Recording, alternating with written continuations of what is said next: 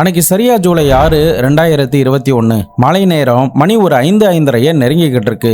எப்போதுமே பரபரப்பா இருக்கிற டெல்லி அன்னைக்கு நம்முடைய நாளை நல்லா முடிச்சிட்டோம்னு நினைச்சு அந்த நாளோடைய இறுதி கட்டத்தை நோக்கி நகர்ந்துகிட்டு இருந்துச்சு. அரசு ஊழியர்களும் தங்களுடைய வேலைகளை முடிச்சதுக்கு பிறகு ஆபீஸ்ல இருந்து ஒவ்வொருத்தரும் தங்களுடைய வீடுகளை நோக்கி செல்வதற்காக தங்களை தயார்படுத்திக்கிட்டு இருந்தாங்க. இப்படிப்பட்ட சூழ்நிலையில தான் டெல்லியில தென்மேற்கு பகுதியில் இருக்கிற பாலம் கிராமத்துல பார்த்தா இந்தியன் ஏர்போர்ஸுக்கு சொந்தமான ஒரு பெரிய ஆபீஸ் ஒன்று இருக்கு. இந்த ஆபீஸ்ல அக்கௌண்டண்டா வேலை பார்க்கிற 55 வயதுல இருந்த கிருஷ்ணகுமார் ஸ்வரூப் தன்னுடைய வேலைகளை முடிச்சதுக்கு பிறகு தன்னுடைய பேக்கை எடுத்துக்கிட்டு அந்த ஆபீஸ்ல இருந்து நடந்து செல்லக்கூடிய தூரத்தில் இருக்கக்கூடிய தன்னுடைய வீட்டை நோக்கி ஒரு 5:30 மணி வாக்குல தன்னுடைய ஆபீஸ்ல இருந்து வேடிக்கை பார்த்தபடியே ரொம்ப சந்தோஷமா மனசுல எந்தவித கலக்கமும் இல்லாம நடந்து போய்கிட்டு இருக்காரு. கொஞ்சம் வருஷத்துலயே ரிட்டையர்மெண்ட் ஆக போகுது. அடுத்து நம்ம என்ன பண்ணலாம், நம்முடைய பையனுடைய ஃபியூச்சரை பத்தி நம்ம என்னென்னலாம் பண்ணலாம் அப்படின்ற ஒரு சில எண்ணங்கள்லாம் அவருடைய மைண்ட்ல ஓடினபடி தான் அன்னைக்கு தன்னுடைய வீட்டை நோக்கி நகர்ந்து போய்கிட்டு இருக்காரு. பட் அப்படி போன அவருக்கு ஒரு கொடூரமான ஒரு காட்சி அவர் கட்டின அந்த லக்ஸரியான வீட்டில் அவருக்காக காத்துக்கிட்டு இருக்குங்கிறது அப்ப அவருக்கு தெரியல.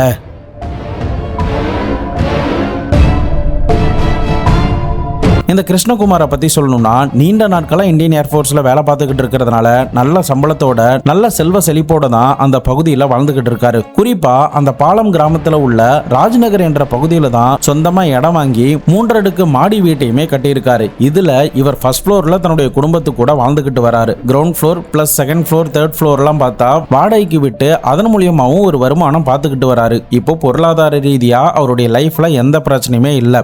இவருக்கு கௌரவ் அப்படின்ற ஒரு மகன் இருந்தாங்க. அந்த கௌரவ் ஹைதராபாத்ல ஒரு பெரிய ஐடி கம்பெனில ஒரு நல்ல சம்பளத்துல வேலை பார்த்துக்கிட்டு இருந்தாரு. மனைவியான பபிதாவுக்கு 52 வயசாகுது. இவங்க இல்லத்தரசியா வீட்டை பார்த்துக்கிட்டு இருக்காங்க. சம்பவம் நடந்த நாள் அன்னைக்கு கூட இந்த கிருஷ்ணகுமார் வழக்கமா செல்லக்கூடிய பாதையில போகாம வேற ஒரு பாதை வழியா நடந்து போய் சில பொருட்களை வாங்கிக்கிட்டு தான் வீட்டை நோக்கி போயிருந்திருக்காரு. அப்படி வீட்டுக்கு போன உடனே கிரவுண்ட் ஃப்ளோரை பார்க்கும்போது வெளியில இருந்து பூட்டினபடி இருந்திருக்கு. எங்க போனாங்க, நம்முடைய மனைவி கிட்ட ஏதாவது சொல்லிட்டு போனாங்களா அப்படின்ற மாதிரி யோசித்தபடி தன்னுடைய வீட்டோடைய படிக்கட்டுகள்ல இந்த கிருஷ்ணகுமார் ஏற ஆரம்பிச்சாரு.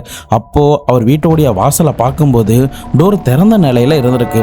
எப்போதுமே பபிதா ஈவினிங் நேரத்துல டோரை லாக் பண்ணி தானே வச்சிருப்பாங்க. என்ன இன்னைக்கு திறந்து வச்சிருக்காங்க அப்படின்னு நினைச்சு மாடியில இருந்தபடியே பபிதாவை கீழே இருக்காங்களோ அப்படின்னு நினைச்சு கூப்பிட்டு பார்த்து இருந்திருக்காரு. அப்போ பபிதா கிட்ட இருந்து எந்தவித ரெஸ்பான்ஸும் வரல. உடனடியா வீட்டுக்குள்ள நுழையிறாரு. அப்போ ஹால்ல ஃபேன் ஓடிக்கிட்டு இருக்கு, கிச்சன்ல லைட் எரிஞ்சுக்கிட்டு இருக்கு, ரூம்லயுமே லைட்டும் ஃபேனும் ஓடிக்கிட்டு இருக்கு. அது மட்டும் இல்லாம அந்த ஹால்ல இருந்த டிவியும் ஸ்லீப் மோட்ல இருந்திருக்கு. இது எல்லாத்தையுமே பார்த்தபடி தன்னுடைய வீட்டுக்குள்ள அடுத்தடுத்த அடிகளை வைக்கும் போதுதான் எப்போதுமே கலைஞ்சிருக்காத பொருட்கள் இன்னைக்கு என்ன இந்த அளவுக்கு கலைஞ்சிருக்கு அப்படிங்கிறத பார்த்துட்டு ஒரு நிமிஷம் மிரண்டு போயிருந்திருக்காரு. பபிதா என்னாச்சு, எங்க இருக்கா அப்படின்னு கேட்டபடியே அவர் மெல்லமா லைட் எரிஞ்சுக்கிட்டு இருக்கிற கிச்சன் கிட்ட போய் பார்க்கும்போதுதான் அவங்களுடைய மனைவி ரத்த வெள்ளத்துல கொடூரமான காயத்தோட இறந்து கிடக்குறாங்க. இமிடியேட்டா தன்னுடைய மகனுக்கு என்னாச்சு அப்படின்னு கௌரவ்னு சொல்லி கூப்பிட்டுக்கிட்டே போறாரு. அப்போ தன்னுடைய மகனுடைய ரூமை தூரத்துல இருந்து பாக்குறாரு. அந்த ரூமோடைய டோர் ஓபன் ஆகிருக்கு. அந்த கேப் வழியா அந்த ரூமோடைய தரையில பார்க்கும்போது அவருடைய மகனும் அதே மாதிரி கொடூரமான முறையில தலையிலையும் உடம்புலையும் ரத்த காயத்தோட அந்த இடத்துல இறந்து கிடக்கிறத பாக்குறாரு. அந்த கிரைம் சீனை பார்க்கும்போதே தன்னுடைய மகன் வீட்டில் லேப்டாப்ல ஏதோ ஒர்க் பண்ணிக்கிட்டு இருந்திருக்கான். அந்த நேரத்தில் தான் சம்திங் ஏதோ நடந்திருக்கு அப்படிங்கிறதும் தெரியுது. இன்னொரு பக்கம் தன்னுடைய மனைவியை பார்க்கும்போது கிச்சனுக்குள்ள அப்பதான் என்ட்ரி ஆகிறதுக்கு போயிருந்திருக்காங்க. அந்த நேரத்தில் அவங்க கொலை செய்யப்பட்டிருக்காங்க அப்படிங்கிறதும் அவருக்கு தெரிய வந்துச்சு. இருந்தாலும் அவர் ஏர்ஃபோர்ஸ்ல வேலை பார்க்கறதுனால ரொம்ப ஸ்மார்ட்டா இமிடியேட்டா அந்த வீட்டில் இருந்து வெளியில அந்த ஊர் போலீஸ் ஸ்டேஷனுக்கு தகவலை கொடுத்து விடுறாரு. அன்னைக்கு இந்தியன் ஏர்ஃபோர்ஸ் டிபார்ட்மெண்ட்ல வேலை பார்க்கிற இந்த கிருஷ்ணகுமாருடைய வீட்டில் என்னதான் நடந்துச்சு, அது ஒரு ரெசிடென்சி ஏரியாங்கிறதுனால எல்லார் வீட்டிலுமே சிசிடிவி இருக்கு. அப்படி சிசிடிவி இருந்துமே யார் இந்த வீட்டுக்குள்ள நுழைஞ்சிருந்திருப்பா? எதனால இவங்க 2 பேரை மட்டும் அந்த அளவுக்கு கொடூரமான முறையில் கொலை பண்ணணும்? ஒருவேளை கிருஷ்ணகுமாரே இதை எல்லாத்தையுமே பண்ணிட்டு ஏதாவது போலீஸ் கிட்ட டிராமா ஆடுறதுக்காக முயற்சி பண்றாரா? அப்படி இல்லைன்னா கிரவுண்ட் ஃப்ளோர்ல ஒரு வீடு ஒன்று பூட்டி இருந்ததுன்னு சொன்னல, அவங்க யாராவது இவங்களை கொலை பண்ணிட்டு எங்கேயாவது எஸ்கேப் ஆகி போயிட்டாங்களா? உண்மையிலே அந்த வீட்டில் என்னதான் நடந்துச்சு? 2021 டெல்லி போலீஸுக்கு மிக சவாலாக இருந்த ஒரு மர்மமான திகில் நிறைந்த சம்பவத்தை பற்றி தான் இன்னைக்கான வீடியோவில் நம்ம பார்க்க போகிறோம். வீடியோவை எங்கேயுமே ஸ்கிப் பண்ணாமல் தொடர்ந்து பார்த்துக்கிட்டு வாங்க. நான் உங்கள் Babu Shankar. Welcome to Babu Shankar files.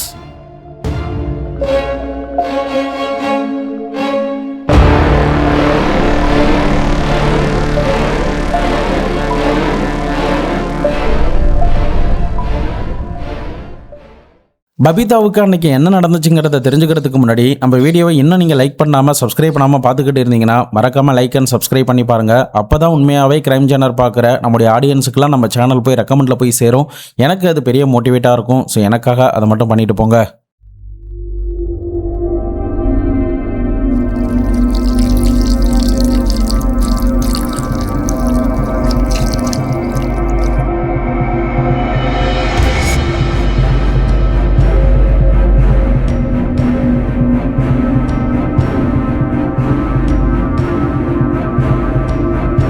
சரியா ஈவினிங் 7 மணி வாக்கில் போலீஸ் ஸ்டேஷனுக்கு தகவல் கிடைச்சது. அவங்களுமே சம்பவ இடத்துக்கு அங்க இருக்கிற சில ஆபீசரை அழைச்சிட்டு வந்து நேரில் பார்க்குறாங்க. அப்போ அந்த வீட்டில் கொள்ளை நடந்த மாதிரியான காட்சிகள் தான் அந்த கிரைம் சீன் கொடுக்க ஆரம்பிச்சது. ஏன்னா அந்த வீட்டோடைய பீரோ, அலமாரி பிளஸ் அந்த வீட்டில் இருக்கிற கபோர்ட் முதற்கொண்டு எல்லாமே திறந்த நிலையில இருக்கு. அதுல இருக்கிற பொருட்கள் எல்லாமே வெளியில களைஞ்சபடியும் இருக்கு. அது மட்டும் இல்லாம துணிகள் எல்லாமே ஒரு இடத்துல குமிச்சு போட்ட நிலையில இருந்திருக்கு. இப்படி ஒரு கொடூரமான ஒரு சம்பவம் இந்தியன் ஏர்ஃபோர்ஸ்ல வேலை பார்த்துக்கிட்டு இருக்கிற ஒருத்தருடைய வீட்டில் நடந்திருக்கு அப்படிங்கிற ஒரு செய்தி மீடியாவுக்கு இந்த தகவல் கிடைச்சதுமே ரொம்ப பரபரப்பா செய்திகள்ல போட ஆரம்பிச்சாங்க. இன்னொரு பக்கம் நடந்த விஷயத்தை ரொம்ப சீரியஸா எடுத்துக்கிட்ட போலீஸ் ஆபீசரும் தங்களுடைய ஹையர் அஃபீஷியலுக்கும் தகவலை கொடுக்குறாங்க. ஸோ அதன் அடிப்படையில் டிசிபி, எஸ்பி முதற்கொண்டு எல்லாருமே சம்பவ இடத்துக்கு வந்து அந்த கிரைம் சீனை கம்ப்ளீட்டா நோட்டமிடவும் செய்றாங்க. இரவோட இரவா வீட்டுக்கு வரவழைக்கப்பட்ட higher officials plus forensic team, fingerprint expert, photographer, இதை தவிர சில டாக்டர்ஸ் அப்படின்னு எல்லாருமே வீட்டுக்கு படையெடுத்து இரவு நேரத்திலே வந்திருக்காங்க. அவங்களுடைய வேலைகளை ரொம்ப சின்சியரா பார்க்கவும் செஞ்சாங்க. இப்போ அந்த கிரைம் சீனை நோட்டமிட்ட one of the higher official என்ன பண்ணியிருக்காருன்னா, அந்த கிரைம் எப்படி நடந்திருக்கும் அப்படிங்கிறத மேலோட்டமா ஒரு இல்லூஷன் மாதிரி தனக்குள்ள கிரியேட் பண்ணி பார்க்கறாரு. அப்போ அவருக்கு என்ன தோணுதுன்னா, கண்டிப்பா இது கொள்ளைக்காக நடந்த மாதிரி தெரியல, அந்த கில்லர் நம்மளை டைவர்ட் பண்ணணுங்கிறதுக்காக தான் இந்த மாதிரி பண்ணியிருக்கான் அப்படிங்கிறத சொல்ல ஆரம்பிச்சாரு. அவர் என்ன சொல்றாருன்னா, என்னுடைய எக்ஸ்பீரியன்ஸ்ல இந்த மாதிரி நிறைய கேசஸை பார்த்துருக்கேன். உண்மையாவே ப்ராப்பரா திருட போற ஒருத்தன் இந்த மாதிரி எல்லாம் பொருட்களை களைச்சு போட்டுருக்கவே மாட்டான். அவனுக்கு சம்பந்தமே இல்லாத கபோர்டெல்லாம் திறந்து அதுல இருக்கிற பொருட்களை இந்த அளவுக்கு சதறி போடுவதற்கு எந்தவித காரணமும் அவனுக்கு இருக்காது. அதனால கண்டிப்பா இந்த இடத்துல கொள்ளை நடந்த மாதிரி எல்லாம் தெரியல அப்படின்ற மாதிரி திட்டவட்டமா அடிச்சு சொல்லவும் செஞ்சாரு. ஸோ இதுக்காக அந்த வீட்டில் உயிரோட இருக்கிற கிருஷ்ணகுமார் கிட்ட கேட்குறாங்க. ஆமா சார், என்னுடைய மனைவியுடைய கழுத்துல, காதுல எல்லா தங்கசங்களையும் அப்படியே தான் இருக்கு. வீட்டில் வச்சிருந்த 15,000 ரூபாய் பணமும் கபோர்டில் அப்படியே தான் இருக்கு. தங்க நகைகளும் அப்படியே தான் இருக்கு. வெள்ளி காயின் மட்டும் அந்த இடத்துல இருந்து நகர்ந்திருக்கு, ஆனா காணாமலாம் போகல அப்படின்னு சொல்லியிருந்திருக்காரு. ஸோ அந்த கிரைம் சீனை நோட்டமிட்ட டிசிபி கெஸ் பண்ண மாதிரியே இந்த கிருஷ்ணகுமாருடைய ஸ்டேட்மெண்ட்டும் இருந்திருக்கு. ஸோ ஆக மொத்தம் இந்த குடும்பத்துக்கு வேண்டாத ஒரு ஆள் தான் இந்த கொலையை வந்து பண்ணிட்டு போயிருக்கணும். கண்டிப்பா இதுக்கு பின்னாடி கொலை நடந்ததுக்கான காரணங்கள்லாம் இருக்காது அப்படிங்கிறத போலீஸ் அதிகாரிகள் முதற்கட்டமா அந்த கிரைம் சீனை பார்த்ததுமே தெரிஞ்சுக்கிட்டாங்க. அடுத்த கட்டமா டிசிபி அந்த வீட்டை இன்னும் கம்ப்ளீட்டா சோதனை பண்ணிக்கிட்டே இருக்காரு. அப்போ ஒரு பாத்ரூம்ல ஒரு பக்கெட் ஃபுல்லா தண்ணி நிரம்பி இருக்கிறத பாக்குறாரு. அந்த தண்ணி கொஞ்சம் அழுக்கா இருக்கிற மாதிரி பார்த்ததும் இந்த தண்ணியை கொஞ்சம் எடுத்து வச்சுக்கிட்டு ஃபில்டர் பண்ணிடுங்க, அதுக்குள்ள என்ன இருக்குன்னு செக் பண்ணி பாருங்க அப்படின்னு சொல்றாரு. அப்போ ஒரு சில போலீஸ் ஆஃபீஸர் அந்த பக்கெட்டுக்குள்ள இருக்கிற தண்ணியை ஃபில்டர் பண்ணி பார்க்கும்போது தான் அதுக்குள்ள ஒரு தம்பிள்ஸ் ஒன்று கிடைச்சிருந்திருக்கு. ஸோ அது மேல சில ரத்தக்கரைகள் படிஞ்ச மாதிரியான தடயமும் தெரிஞ்சதுனால கண்டிப்பா கில்லர் வந்து இந்த தம்பிள்ஸை வச்சு தான் இவங்களை தலையில அடிச்சிருக்கணும். அவங்களுடைய தலையில இருக்கிற ஆழமான காயத்தை வச்சு பார்க்கும்போது கொலைக்கான வெப்பன் இதுவா தான் இருந்திருக்கணும் அப்படிங்கிறதையுமே கெஸ் பண்ணவும் செஞ்சாங்க. அதே சமயம் அந்த வீட்டில் ஃபோர்ஸ் என்ட்ரி, ஒரு ஆள் ஜன்னலை உடைச்சுக்கிட்டோ டோரை உடைச்சுக்கிட்டோ உள்ள வந்த மாதிரியான எந்தவித தடயமும் தெரியல. விச் மீன்ஸ் இந்த வீட்டுக்கு நல்லா தெரிஞ்ச யாரோ ஒருத்தர் தான் இவங்க கிட்ட நல்லா பேசினபடி உள்ள வந்திருக்காங்க. அதுக்கப்புறம் இந்த கொலை சம்பவத்தில் ஈடுபட்டிருக்காங்க அப்படிங்கிற மாதிரியும் கெஸ் பண்ணாங்க. இதை தவிர இன்னொரு விஷயம் என்ன தெரிய வந்துச்சுன்னா, இந்த அம்மாவுடைய இறந்த பொசிஷனையும் பார்த்துட்டு அந்த பையனுடைய இறந்த பொசிஷனையும் பார்க்கும்போது இந்த அம்மாவை தான் ஃபர்ஸ்ட் வந்து அந்த கில்லர் அடிச்சிருந்திருக்கான். அதே சமயம் பையன் லேப்டாப்ல ஏதோ வேலை பார்த்துக்கிட்டு இருந்திருக்காரு. சத்தம் கேட்டு அவர் ஹாலில் இருந்து ஓடி வந்திருக்காரு. அந்த நேரத்தில் தான் கில்லர் இதை வச்சு அடிச்சிருக்கணுமோ அப்படின்ற மாதிரியும் அந்த கிரைம் சீன் காட்சிகள் போலீஸுக்கு வெட்ட வெளிச்சம் போட்டு காட்டுனுச்சு. சுவர்கள் பார்த்தா கண்ணாபின்னு ரத்தம் தெரிச்ச நிலையில இருந்திருக்கு. ரொம்ப கொடூரமான முறையில் வேக வேகமாக அடிச்சிருக்காங்கிறது மட்டும் நல்லாவே புரிஞ்சிச்சு. ஸோ போலீஸ் ஆஃபீஸர் கிடைச்ச எவிடன்ஸ் எல்லாத்தையுமே ஒன்னா கலெக்ட் பண்றாங்க. இன்னொரு பக்கம் இந்த கிரைம் சீனை முதல் முறையா பார்த்த இந்த கிருஷ்ணகுமார் கிட்ட விசாரணையை தொடங்கி இருந்திருக்காங்க. இந்த மாதிரியான கேஸுகளில் போலீஸுக்கு எப்போதுமே யார் மேல சந்தேகம் வரும்னா, அதாவது கொள்ளை நடக்கல, வச்ச பொருள் வச்ச இடத்துல தான் இருக்கு, ஆனா கொள்ளை நடந்த மாதிரியான டிராமாவை கிரியேட் பண்றாங்கன்னா போலீஸை திசை திருப்பதற்காக தான் இதை பண்றாங்க அப்படின்னு நினைச்சு இந்த கிரைம் சீனை யார் யாரு ஃபர்ஸ்ட் சொன்னாங்களோ அவங்க மேல போலீஸுக்கு முதற்கட்ட சந்தேகம் வரும். அப்படிதான் இந்த கிருஷ்ணகுமார் மேலேயுமே அவங்களுக்கு வந்திருக்கு. பட் கிருஷ்ணகுமார் சம்பவம் நடந்த நேரத்தில் எங்கெங்கெல்லாம் இருந்தாரு அப்படிங்கிறத செக் பண்ணி பார்த்ததுல அவர் அவருடைய ஆஃபீஸில் தான் வேலை பார்த்துக்கிட்டு இருந்தாரு. அதுக்குண்டான சிசிடிவி ஆதாரங்கள், அவருடைய அட்டண்டன்ஸ் பிளஸ் அவர் வேலை பார்த்திருந்த ஆஃபீஸில் இருக்கிற சிசிடிவி முதற்கொண்டு எல்லாமே பர்ஃபெக்டா இருந்திருக்கு. ஸோ ஆக மொத்தம் கிருஷ்ணகுமாருக்கும் அவருடைய மனைவி மற்றும் மகனுடைய இறப்புல எந்தவித சம்பந்தமும் இல்லை அப்படிங்கிறது புரிய வர ஆரம்பிச்சது. மேற்கொண்டு இந்த வீட்டில் சிசிடிவி போட்டிருக்கீங்களா அப்படின்னு சொல்லி கிருஷ்ணகுமார்கிட்ட கேட்குறாங்க. ஆமாம் சார் போட்டிருக்கோம், வாங்க அந்த ரூம்க்கு அழைச்சிட்டு போகிறோம் அப்படின்னு ஒரு ஸ்டடி ரூமாக இவர்கிட்ட காட்டுறாரு. அங்கே போன இந்த 2 பேருக்குமே ஒரு பெரிய அதிர்ச்சி தான் காத்துக்கிட்டு இருந்துச்சு. ஏன்னா அந்த ஃபுட்டேஜ் எல்லாமே சேவ் ஆகிற அந்த டிவிஆர் காணாமல் போயிருந்திருக்கு.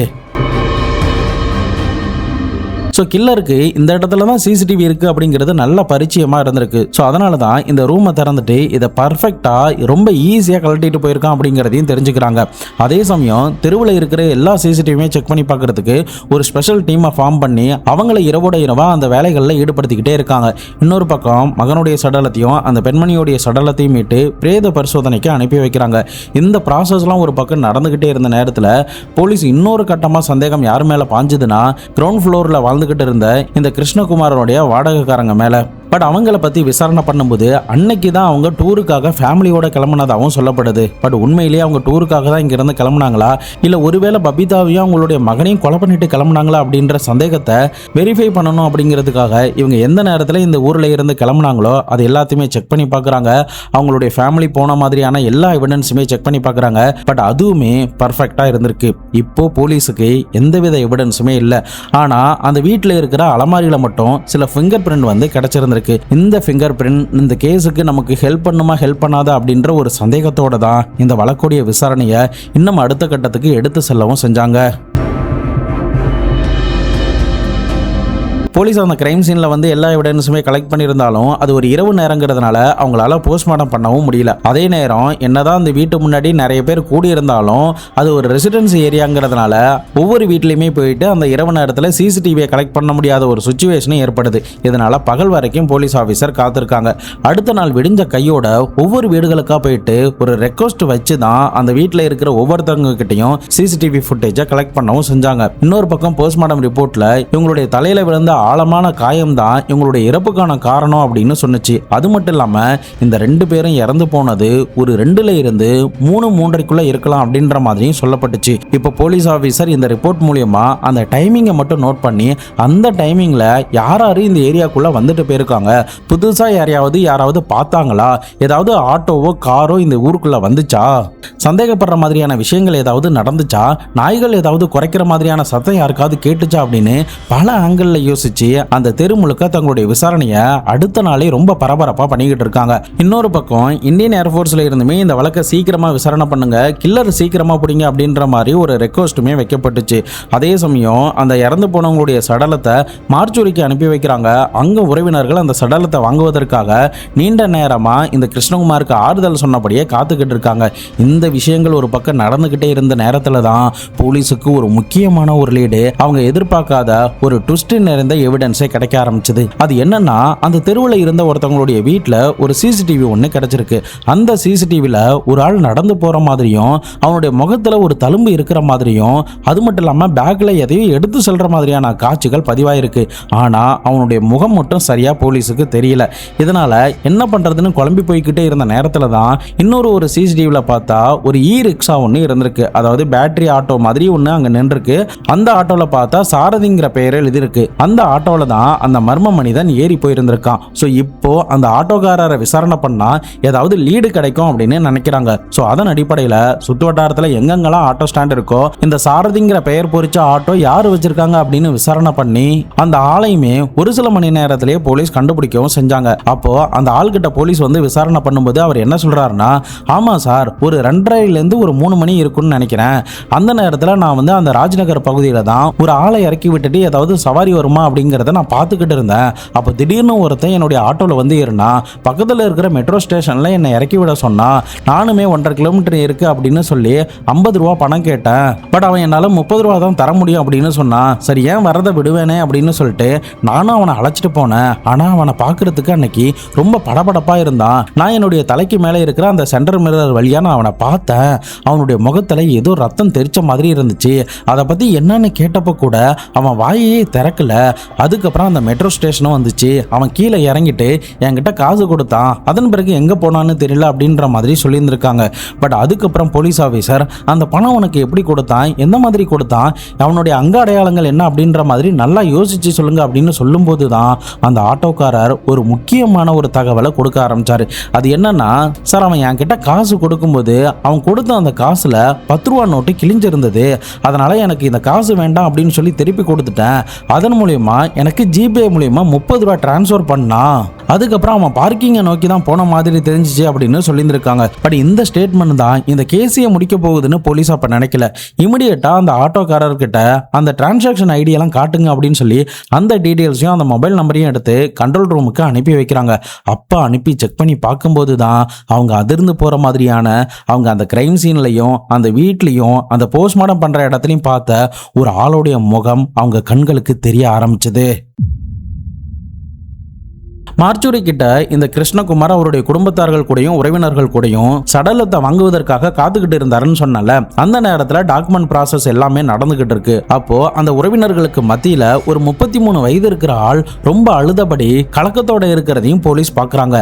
அந்த ஆளை கூப்பிட்டு, சார் இங்க கொஞ்சம் வாங்க, இந்த சடலத்தை வாங்குறதுக்கு முன்னாடி நம்ம ஒரு சில விஷயத்தை பத்தி உங்ககிட்ட விசாரணை பண்ணணும். நாம கொஞ்சம் வெளியில போகலாம், இங்க இருந்தா யாருக்காவது சந்தேகம் வந்துடும் அப்படின்னு சொல்லிட்டு போலீஸ் அந்த ஆள் கிட்ட நைஸா பேசி தங்களுடைய கார்ல அழைச்சிக்கிட்டு கொஞ்சம் தூரம் தள்ளி போயிருக்காங்க. அப்போ சார் உங்க வீடு எங்க இருக்கு, நம்ம அங்க போய் பேசலாம் அப்படின்னு சொல்லி அழைச்சிட்டு போயிடுறாங்க. பட் அங்கேயுமே அவங்க போனதுக்கு அப்புறம், நேத்து நீங்க என்ன ட்ரெஸ் போட்டிருந்தீங்க, அந்த ட்ரெஸ் எங்களுக்கு கொஞ்சம் காட்ட முடியுமா அப்படின்னு சொல்லி கேட்கும்போது அது வரைக்கும் சோகமா இருந்த அவனுடைய முகம் எல்லாமே ரொம்ப படபடக்க ஆரம்பிக்குது. இதையோ திருடிட்டு மாட்டிக்கிட்டா எந்த மாதிரியான ஒரு படபடப்புல இருப்பானோ அந்த மாதிரியான ஒரு படபடப்பு அவனுடைய முகத்துல காணப்படவும் செஞ்சுச்சு. இவங்கிட்ட இந்த மாதிரியான கொஸ்டின்லாம் ஒரு ஆபீசர் கேட்டுக்கிட்டே இருந்த நேரத்துல மீதம் இருக்கிற ஆபீசர்ஸ் அவனுடைய வீட்டை நோட்டமிடவும் செய்யறாங்க. அப்போ இவன் முத நாள் போட்டிருந்த அந்த ட்ரெஸ் ஒரு இடத்துல இருந்திருக்கு. அதை பார்க்கும்போது அதுல ஏதோ கரைகள் இருக்கிற மாதிரியும் தெரிஞ்சிருந்திருக்கு. அது மட்டும் இல்லாம அந்த வீட்டில இருந்து ஸ்க்ரூ டிரைவர், சிசிடிவில பதிவான பேக் முதற்கொண்டு எல்லாத்தையுமே எடுத்து நேரடியா கிருஷ்ணகுமார் கிட்ட அழைச்சிட்டு போறாங்க. அப்போ கிருஷ்ணகுமார் அந்த ஆளை பார்த்துட்டு இவனா இது எல்லாமே பண்ணது அப்படின்னு அதிர்ந்து போயிருந்திருக்காரு. எஸ், அந்த ஆளு வேற யாரும் கிடையாது, 33 வயது இருந்த அபிஷேக் சர்மா என்கின்ற பபிதாவுடைய தம்பி மகன் தான்.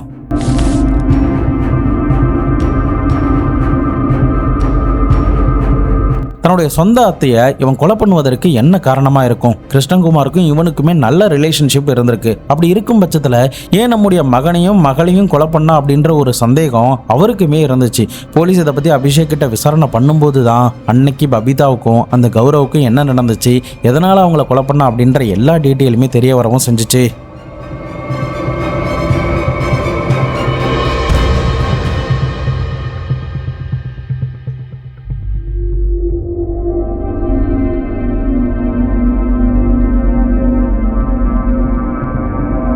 கொலைக்கான காரணம் என்னங்கிறத தெரிஞ்சுக்கிறதுக்கு முன்னாடி இந்த கொலை எப்படி நடந்துச்சு அப்படிங்கிறத ஃபர்ஸ்ட் பார்த்துடலாம். இவன் சம்பவம் நடக்க போற நாளான ஜூன் 6ஆம் தேதி 2021 அன்னைக்கு இந்த கொலை நடக்க போற இடத்துல இருந்து ஒரு 30-35 கிலோமீட்டர் தள்ளி இருக்கக்கூடிய புராரி அப்படின்ற ஒரு ஊர்ல இருந்து தன்னுடைய ஸ்கூட்டரை எடுத்துக்கிட்டு 1 மணி நேரம் கிட்ட டிராவல் பண்ணி இந்த பபிதாவுடைய வீட்டில இருந்து ஒரு 1.5 கிலோமீட்டர் தள்ளி இருக்கக்கூடிய ஒரு மெட்ரோ ஸ்டேஷனுடைய பார்க்கிங்ல அவனுடைய 2 வீலரை போட்டிருந்திருக்கான். ஏன்னா இவன் அதே 2 வீலர்ல இந்த வீட்டுக்கிட்ட வந்தானா எங்கேயாவது சிசிடிவில மாட்டிக்கிறதுக்கு சான்ஸ் இருக்கு. ஸோ அதனால அங்கிருந்து ஒரு ஆட்டோ மூலியமா தன்னுடைய பேக் எடுத்துக்கிட்டு இந்த வீட்டுக்குள்ள வந்திருக்கான். அதுக்கப்புறம் நேராக மாடிக்கு போறான். அப்போ பபிதாவுக்கும் இவனுக்கும் ஒரு சில கான்வர்சேஷன் நடக்குது. பட் மகனான கௌரவ் மட்டும் தன்னுடைய ரூம்ல உட்கார்ந்தபடி லேப்டாப்ல ஏதோ வேலைகளை பார்த்துக்கிட்டு இருந்திருக்காரு. அப்போ திடீர்னு இந்த 2 பேருக்குள்ளேயும் கான்வர்சேஷன் அதிகமாகும் போது பக்கத்தில் இருக்கிற தம்பிள்ஸை எடுத்து அந்த பெண்மணியை கொடூரமான முறையில் தலையிலேயே கும்மு கும்முன்னு ஒரு துணியை எப்படி கும்முனா கும்முவோமோ அந்த மாதிரி அந்த தம்பிள்ஸை வச்சு பயங்கரமா அடிச்சிருந்திருக்கான். சுத்தில மேலே இருந்து அடிச்சா எப்படி அடிப்போமோ அந்த மாதிரி கொடூரமான முறையிலையும் அடிச்சிருந்திருக்கான். இவங்களுடைய அம்மா கத்துறத பார்த்துட்டு பதறி போன அந்த கௌரவ் ஹெட்போனை கழட்டிட்டு வேக வேகமா ரூம்ல இருந்து வெளியில வராரு.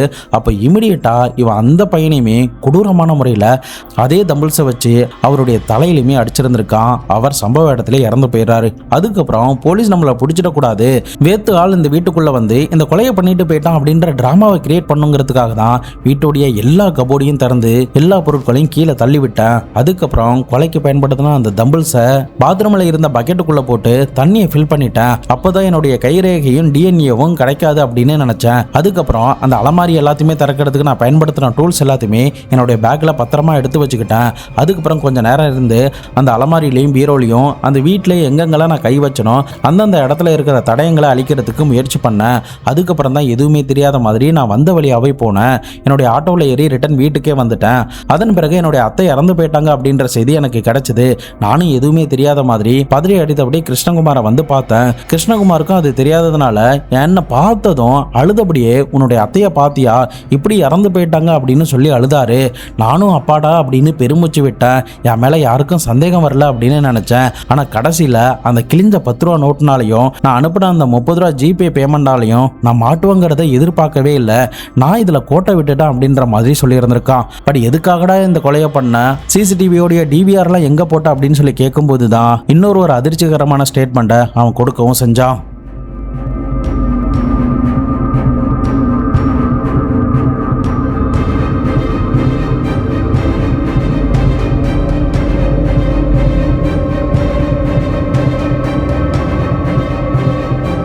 ஸோ இந்த கொலையை பர்ஃபெக்டாக பண்ணணுங்கிறதுக்காக இவன் நல்லாவா ப்ரீ பிளான் பண்ணியிருக்கான் அப்படிங்கிறது இதில் நல்லா தெரிஞ்சிருக்கு. எந்தெந்த பொருள் எந்தெந்த இடத்துல இருக்குது அப்படிங்கிறதும் இவனுக்கு நல்லாவே தெரிஞ்சிருக்கு. சிசிடிவி ரூமும் எங்கே இருக்கும் அப்படிங்கிறதும் அவனுக்கு நல்லா தெரிஞ்சிருக்கு. ஸோ அதன் அடிப்படையில் தான் அந்த டிவிஆரை எடுத்ததுக்கு பிறகு இவன் போகிற வழியிலேயே ஒரு பெரிய சாக்கடை இருக்கிற இடத்துல அந்த டிவிஆரை போட்டதாக சொல்லியிருந்திருக்கான். மேற்கொண்டு எதுக்காக கொலை பண்ண அப்படின்ற ஸ்டேட்மெண்ட்டில் அவன் என்ன சொல்லியிருந்தானா, சார் நான் வந்து என்னுடைய அத்தை கிட்ட 2019 என்னுடைய தங்கச்சிக்கு கல்யாணத்துக்காக 50,000 கடனாக வாங்கியிருந்தேன்.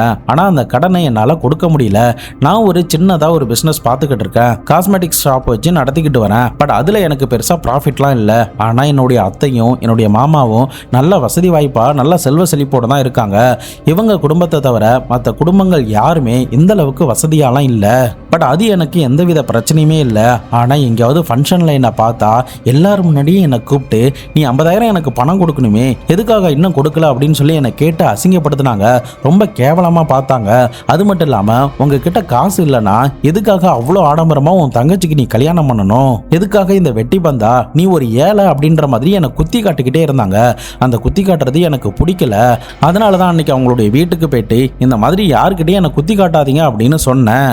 ஆனா அந்த கான்வர்சேஷன் ரொம்ப ஹீட்டடா போனதுனால தான் அத்தையை கொலை பண்ண வேண்டிய ஒரு அவசியம் வந்துச்சு. அதை பார்த்த கௌரவ கொலை பண்ண வேண்டிய அவசியமும் எனக்கு வந்துச்சு அப்படின்ற மாதிரி போலீஸ் கிட்ட சொல்லியிருந்திருக்கான். இந்த ஸ்டேட்மெண்ட்டை நம்ம கேட்கும்போது என்ன தோணுதுன்னா, இவன் ப்ரீ பிளான் பண்ணிலாம் போகல, அப்படி சொல்லாதீங்க அப்படிங்கிறத சொல்றதுக்காக அந்த வீட்டுக்கு போனா அந்த இடத்துல ஒரு ஹீட்டடான கன்வர்சேஷன் நடக்குது, கொலை பண்ணிட்டான் அப்படின்ற மாதிரி சொன்ன மாதிரி தான் நமக்கு தெரியுது. ஆனா எதுக்காக அவனுடைய வீட்டில் இருந்து அந்த லாக்கரெல்லாம் உடைக்கிறதுக்கு டூல்ஸ்லாம் எடுத்துட்டு போனா அப்படின்னு சொல்லி கேட்டப்போதான் அவன் வசமா போலீஸ் கிட்ட மாட்டிக்கிட்டான். இவன் ஏற்கனவே இந்த அத்தையை கொலை பண்ணணும் அப்படிங்கிறத பக்காவா ப்ரீ பிளான் போட்டு முன்கூட்டியே யோசிச்சு வச்சுட்டான். ஸோ அதனால தான் அத்தையை கொலை பண்ணிட்டு லாக்கர்லாம் உடைச்சிட்டு கொள்ளை நடந்த மாதிரியான டிராமாவையுமே நடத்திடலான்னு இவன் நினைச்சிருக்கான். ஸோ ஃபைனலி இவனுடைய தப்பு கணக்கால போலீஸ் கிட்ட நல்லா மாட்டிக்கிட்டோம் அப்படிங்கிறது மட்டும் அவனுக்கு நல்லா தெரிஞ்சிச்சு. மறுபடியுமே நடந்த உண்மைகள் எல்லாத்தையுமே ஒன்னொன்னா சொல்லவும் செஞ்சான். ஃபைனலி போலீஸ் ஆஃபீஸர் அவனை கிரைம் சீனுக்கு அழைச்சிட்டு போயிட்டு அந்த கிரைம் எப்படி நடந்துச்சு அப்படிங்கிறத ரீக்ரியேட் பண்ணாங்க. அது மட்டும் இல்லாமல் அந்த டிவிஆர் எந்த இடத்துல தூக்கி போட்டோன்னு சொன்னானோ அந்த இடத்துல போயிட்டு போலீஸ் ஆஃபீஸர் நகராட்சி ஊழியர்கள் மூலியமா அந்த இடத்துல இருந்த சாக்கடை எல்லாத்தையுமே உறிஞ்சி வேற ஒரு இடத்துக்கு அனுப்பி அந்த டிவிஆருமே மீட்டெடுத்து டெல்லியில் ரோகிணி ஃபாரன்சிக் லேபுக்கு அனுப்பி அதை கம்ப்ளீட்டாக ப்ராசஸ் பண்ணி செக் பண்ணி பார்த்துட்டு அந்த ஃபுட்டேஜை கலெக்ட் பண்ணி பார்க்குறாங்க. இவன் வந்துட்டு போன மாதிரியான எல்லா தடயங்களும் அதில் பர்ஃபெக்டாக போலீஸுக்கு கிடைக்கவும் செஞ்சிச்சு. அது மட்டும் இல்லாமல் அந்த டிவிஆரில் இவனுடைய ஃபிங்கர் பிரிண்ட் டிஎன்ஏ இருந்ததாகவும் சொல்லப்படுது. அதுவுமே இவன் கூட பர்ஃபெக்டாக மேட்ச் ஆனதாகவும் சொல்லப்படுது. ஃபைனலி இவனுக்கு எதிராக இருக்கிற ஆதாரங்கள் எல்லாத்தையுமே திரட்டி கோர்ட்டில் சார்ஜ் ஷீட் ஃபைல் பண்ணியிருந்திருக்காங்க. 2-3 முறை பெயிலுக்கெல்லாம் அப்ளை பண்ணி பார்த்துருக்கான். பட் நீதிமன்றம் வந்து முடியாதுன்னு சொல்லியிருக்காங்க. இந்த கேஸ் என்ன நடந்துகிட்டு இருக்கு, இவன் ஜெயிலில் தான் கம்பி பண்ணிக்கிட்டு இருக்கான். அபிஷேக்கா இந்த கொலையை பண்ணது அப்படின்ற ஒரு பேரதிர்ச்சி தான் அந்த ஒட்டுமொத்த குடும்பத்துக்கிட்டுமே இருந்துச்சு. ஏன்னா அபிஷேக் மேல இதுக்கு முன்னாடி எந்தவித கிரிமினல் ஹிஸ்டரியுமே கிடையாது. ஒரு பியூரான ஒரு நல்ல மனுஷன் தான். ஆனா அவன் அந்த கடன் வாங்கிட்டு அவனுடைய சுச்சுவேஷனாலையும் அவனுடைய பிசினஸ்லயும் நல்ல ப்ராஃபிட் வராததுனாலையும் அந்த பணத்தை அந்த அத்தை கிட்ட கொடுக்க முடியல. பட் இவன் அந்த நேரத்தில் என்ன நினைச்சிருக்கானா, நம்முடைய அத்தை வசதியாக தானே இருக்காங்க, எதுக்காக அந்த பணத்தை இப்போ நம்ம கிட்ட கேட்டு கொஞ்சம் டார்ச்சர் பண்றாங்க, நம்ம கிட்ட இருந்தால் கண்டிப்பாக கொடுக்க தானே போறோம், நம்ம கொஞ்ச நாள் கழிச்சு கொடுத்துடலாம் அப்படின்ற மாதிரி தான் அவன் நினைச்சிருந்திருக்கான். ஆனா நாட்கள் நகர நகர இந்த பையன் வாங்கி ஒரு 2-3 வருஷம் கிட்ட ஆயிட்டதுனால வேணும்னே அவன் ஒரு ஏழை, ஒழுங்கா சம்பாதிக்கல, என்கிட்ட காசை வாங்கிட்டு ஏமாத்திக்கிட்டே இருக்கான், என்னுடைய காசை கொடு அப்படின்ற மாதிரி அசிங்கப்படுத்துற மாதிரி கேட்டுக்கிட்டே இருந்திருக்காங்க. அதுதான் அவனுக்கு ஒரு கட்டத்தில் பயங்கரமா ட்ரிகர் பண்ணியிருந்திருக்கு. பட் இதுல பார்த்தா 2 பேர் மேலேயுமே தப்பு இருக்குதான். இவனுமே அவங்க கிட்ட வாங்கின காசை கண்டிப்பா கொடுத்து தான் ஆகணும், அதை அவன் கொடுத்துருக்கணும். பட் அதை அவன் பண்ணாததுனால தேவையில்லாத இந்த சுச்சுவேஷனையும் அவன் கிரியேட் பண்ணிக்கிட்டு அவன் அத்தையோடைய தேவையில்லாத இழிவான சொற்களுக்கும் ஆளாயிட்டான். ஸோ இந்த சுச்சுவேஷன் ஏற்படாம அந்த காசை எப்படியோ வேற யாருக்கிட்டையாவது வாங்கியாவது அவன் அதை செட்டில் பண்ணியிருக்கலாம் அப்படின்னு தான் நான் சொல்லுவேன். பட் அதை எதுவுமே பண்ணாம நம்மளை அசிங்கப்படுத்துறாங்களே அப்படின்ற அந்த கோபத்தினால கடைசியில் அவங்களையே போய் தீர்த்து கட்டிட்டு நம்ம இதுல இருந்து மாட்டிக்க மாட்டோம், நம்ம பர்ஃபெக்டா இதை பண்ணிட்டு தப்பிச்சிடலாம் அப்படின்னு நினைச்ச இவனுடைய அந்த தப்பு கணக்கு தான் இன்னைக்கு அவனை வசமா மாட்ட வச்சு ஜெயிலையும் கம்பி என்ன வச்சுக்கிட்டு இருக்கு. இன்னைக்கு ஒரு ரிலேஷன்ஷிப் நல்லா போய்கிட்டு இருக்கும்போதோ இல்லை ஃப்ரெண்ட்ஷிப் நல்லா போய்கிட்டு இருக்கும்போதோ கடன் அப்படின்ற ஒரு விஷயம் வரும்போது கண்டிப்பாக அந்த ரிலேஷன்ஷிப்பும் ஃப்ரெண்ட்ஷிப்பும் உடைய தான் செய்யுது. ஏன்னா ஒரு ஆள் கடன் வாங்கினா ப்ராப்பராக அந்த கடனை செட்டில்மெண்ட் பண்ணுறது கிடையாது, சொன்ன டைமுக்கு சொன்ன நேரத்தில் செட்டில்மெண்ட் பண்ணுறதே கிடையாது. பட் ஒருவேளை அந்த கடனை திருப்பி கேட்க போனால் கடன் கொடுத்தவங்க இன்னைக்கு எதிரி மாதிரி ஆயிடுறாங்க, அந்த ரிலேஷன்ஷிப்பும் கம்ப்ளீட்டாக பிரேக் ஆகிடுது. ஸோ இதுக்கு ஒரே தீர்வு கடன் கொடுக்காம இருங்க அப்படின்னு நம்ம சொல்லிடலாம். பட் ஆப்போசிட்டில் இருக்கிறவங்களுடைய சுச்சுவேஷன் எப்படி இருக்கும் அப்படிங்கிறது நம்மளால சொல்லவும் முடியாது. ஸோ முடிஞ்ச அளவுக்கு கடன் வாங்கினா கூட அதை கரெக்டான முறையில் செட்டில் பண்ணால் மட்டும்தான் அந்த ரிலேஷன்ஷிப்புக்கும் ஃப்ரெண்ட்ஷிப்பில் இருக்கிற அந்த பழக்க வழக்கத்தோடைய ஆரோக்கியமும் ரொம்ப நல்லாவே இருக்கும். அப்படியே கஷ்டம்னு கடன் வாங்கியிருந்தா கூட நான் இன்னைக்கு தந்துடுறேன், அப்போ தந்துடுறேன், இப்போ தந்துடுறேன் அப்படின்னு சொல்லி ஒரு ரெக்வஸ்ட்டாக கேட்டு அந்த டைமை எக்ஸ்டெண்ட் பண்ணலாம். அவங்க கிட்ட தொடர்ந்து கான்டாக்ட்லேயே இருக்கலாம். ஆனால் அதை பண்ணவே மாட்டாங்க, கம்ப்ளீட்டாக அந்த கான்டாக்டை கட் பண்ணிடுவாங்க, கால் பண்ணாலும் எடுக்கவே மாட்டாங்க. ஸோ இந்த மாதிரி கடன் வாங்கினவங்க பண்றதுனால தான் கடன் கொடுத்தவங்களுக்கும் பயங்கரமான ஒரு ஆத்திரம் வருது. ஸோ கடன் கொடுத்தவங்களுமே அந்த கோபத்தினால எல்லாரும் முன்னாடியுமே அப்படி கேட்டு அவங்களுடைய கோபத்தையும் தணிச்சுக்கிறாங்க. ஸோ தேவையில்லாமல் யாரும் இந்த மாதிரியான சுச்சுவேஷனுக்குள்ள சிக்கிக்க கூடாது. கடன் வாங்கினா கரெக்டாக கொடுக்கணும், அப்படி இல்லைனா இந்த மாதிரியான பிரச்சனை எப்படி வேணாலும் வரலாம் அப்படிங்கிறதுக்கான ஒரு சின்ன எக்ஸாம்பிள் தான் இன்னைக்கு நம்ம பார்த்த அபிஷேக்குடைய வழக்கு. அபிஷேக் மாதிரி யாரும் தவறான முடிவை எடுத்துடக்கூடாது அப்படிங்கிறது தான் என்னுடைய தாழ்மையான கருத்து. நீங்க இந்த கேஸை பத்தி என்ன நினைக்கிறீங்க? இந்த கடன் வாங்குறவங்களை பத்தியும் கடனை திருப்பி கொடுக்காம ஏமாத்துறவங்களை பத்தியும் என்ன நினைக்கிறீங்க அப்படிங்கிறத மறக்காம கமெண்ட் பாக்ஸ்ல சொல்லுங்க. வேற ஏதாவது கேஸ் பத்தி நீங்க பேசணும்னு நினைச்சீங்கன்னா மறக்காம நம்மளுடைய இன்ஸ்டாகிராம்லயோ அப்படி இல்லைன்னா கமெண்ட் பாக்ஸ்லயே சொல்லுங்க. கண்டிப்பா நான் அந்த கேஸை பேசுறதுக்கு ட்ரை பண்றேன். நாளை மறுநாள் வேற ஒரு கிரைம் கேஸோட வேற ஒரு வீடியோல உங்களை சந்திக்கிறேன். அது வரைக்கும் உங்களிடமிருந்து விடைபெறுவது உங்கள் பாபு சங்கர்.